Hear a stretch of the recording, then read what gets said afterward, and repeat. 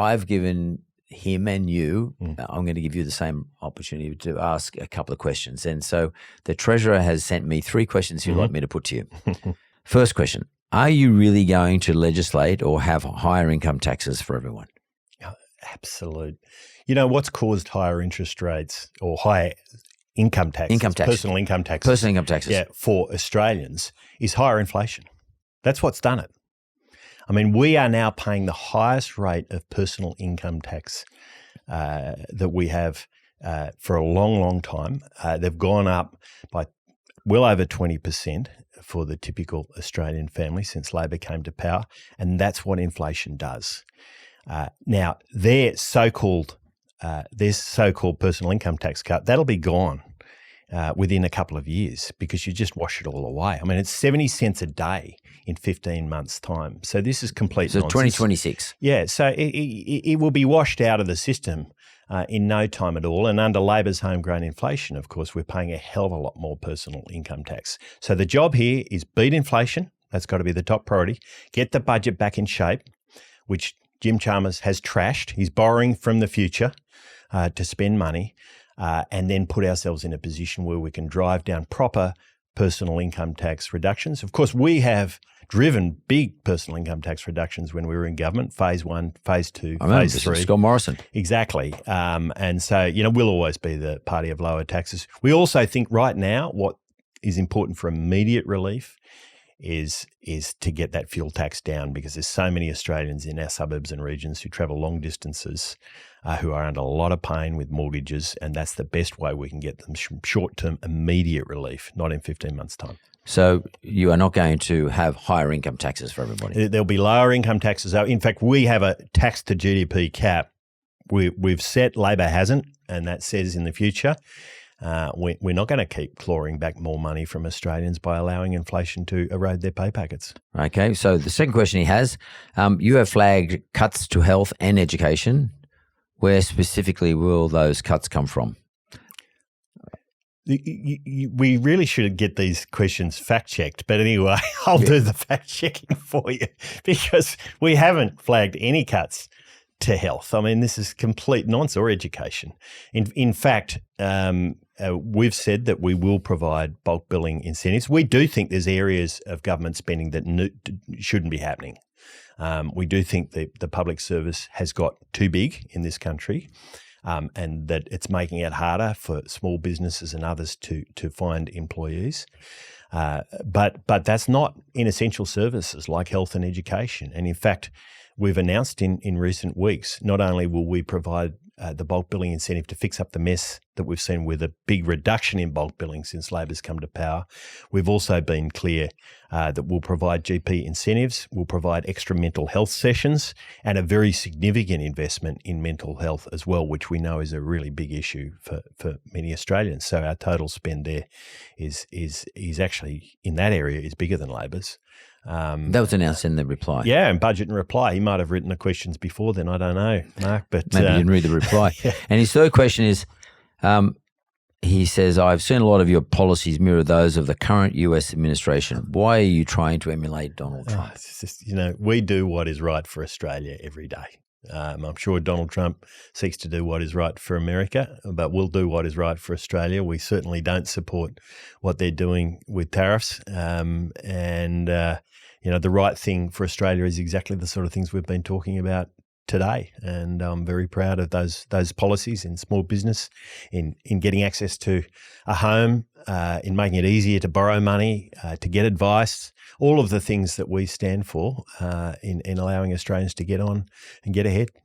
So you're not all sort of sitting around there having a strategy meeting saying, Trump's done this and he won the election, let's do the same thing and we'll win the election here in Australia. Oh, it's just absolute nonsense. I mean, you didn't go and have an offside and sit around together. I'm sure that's what the Labor Party thinks, and it just tells me they're pretty out of touch with what's going on, and certainly out of touch with what we're doing, and thinking the fact that they didn't even understand our health policies probably tells you everything.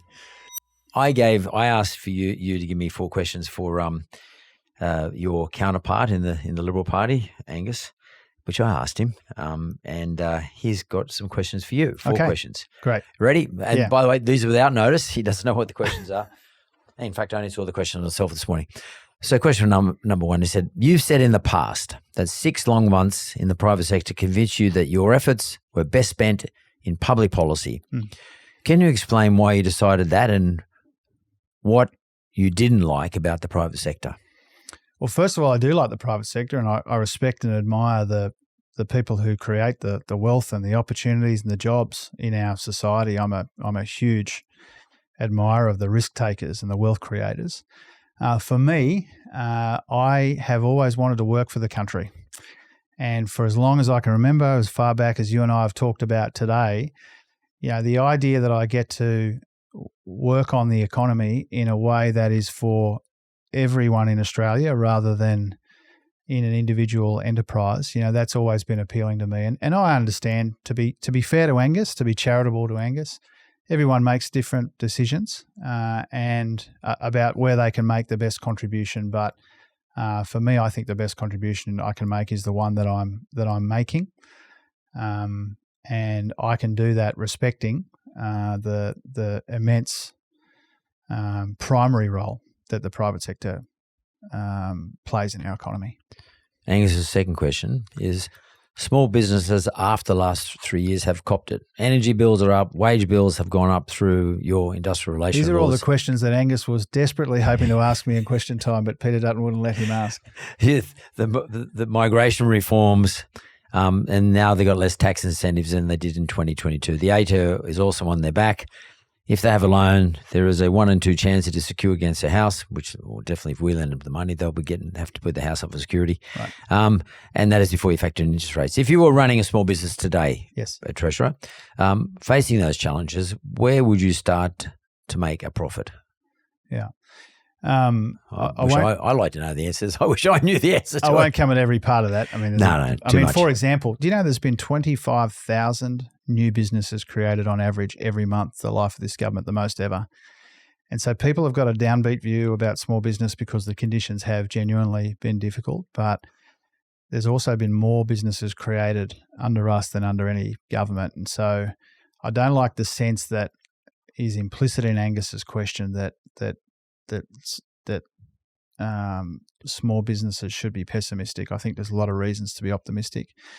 And if you think about how new small businesses create jobs and opportunities and wealth, there's been an explosion in the services sector, online retailing. There is so much about the way that our economy is changing and our industrial base is changing that creates huge opportunities for small business. And so I know that conditions have been difficult. Inflation has come down, but it has been difficult. Some of the other global and domestic pressures on small businesses have been substantial, but I have a glass half full approach to small business. I know how much wealth and opportunity they create in our economy, and we've been supporting them, energy bill rebates, competition reforms, a whole bunch of ways, instant asset write-off tax breaks, because we believe in small business. And I think we wouldn't be creating so many businesses per month if people didn't share at least a little bit of a sense of optimism about the future. And he said, do you ever second guess if you got it right, that if you'd been more disciplined on government spending after the pandemic, we may have had lower inflation and faster interest rates cuts? Some people might say that the government spending during the pandemic, which it wasn't you guys, was pretty tough too. But anyway, do you ever second guess if you got it right? In other words, I think what he's sort of saying is, do you ever think to yourself, maybe I made a mistake? Well, I think we got the balance right. You'd expect me to say that. I think we got the balance right. But to play through to its logical conclusion, the view that Angus has, Angus wanted us to kind of slash and burn in the budget because there's a view out there, which I think is wrong, that the best way to deal with inflation is to have a kind of a hard landing and then clean up afterwards. Whereas what we've been able to engineer, not just the government, we as in Australians, have business and workers and everyone, is we've got inflation down without sacrificing a heap of jobs, with wages growing again, growth rebounding, interest rates are coming down. So that combination is historically unusual, and it's unusual around the world, and that's because we got this balance broadly right. And so, I'm not the sort of person that pretends that, every single thing we get perfectly right. But in terms of that balance, I think Australians collectively have got that balance right, because if we'd gone down the path that is implicit in Angus's question, we would have had a recession. We'd be cleaning up after a recession. Unemployment would be higher and people would be worse off.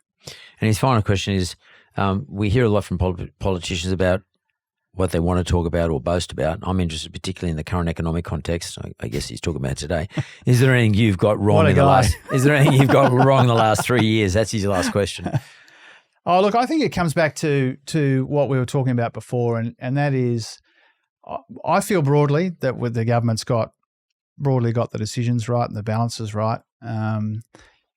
From time to time, I am a very blunt communicator, and sometimes the situation requires a bit more nuance. And so if I think about the things where I've reflected on how I would do things differently, it's to recognise that this microphone in front of this treasurer, but every treasurer, is a powerful thing.